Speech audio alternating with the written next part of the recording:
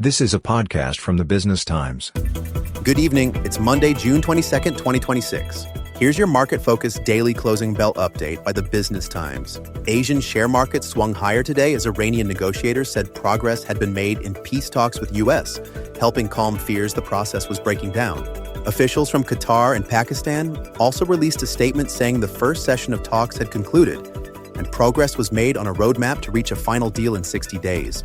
The talks had been overshadowed by Tehran's announcement it had again closed the Strait of Hormuz, with tracking sites showing fewer vessels transiting after 32 ships made the passage on Friday and 26 on Saturday. The news saw Brent crude futures shed early gains to ease 0.4% to over 80 a barrel, far away from its May peak of over 120. U.S. crude remained 1.2% firmer at 77.5 a barrel. Japan's Nikkei rose 1.9%, having climbed almost 8% last week to all-time highs. South Korea's red-hot market added another 2.6% after surging more than 11% last week on demand for semiconductor stocks. In fact, SK Hynix overtook Samsung Electronics today to become South Korea's most valuable listed company, marking a dramatic reversal of fortunes for a chip maker that 2 decades ago nearly collapsed under debt. The company, now the dominant supplier of high-bandwidth memory chips used in AI systems for customers such as NVIDIA and Alphabet's Google, has emerged as one of the biggest beneficiaries of the global AI boom. MSCI's broadest index of Asia-Pacific shares outside Japan gained 1.0%, while Chinese blue chips were flat.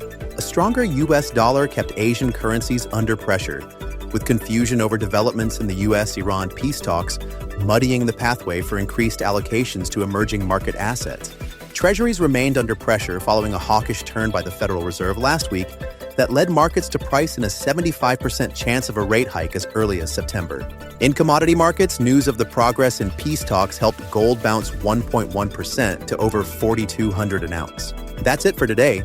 For more business news and market updates, visit bt.sg. And Lens on Daily for the latest tomorrow at 10 a.m. This is a podcast by the Business Times.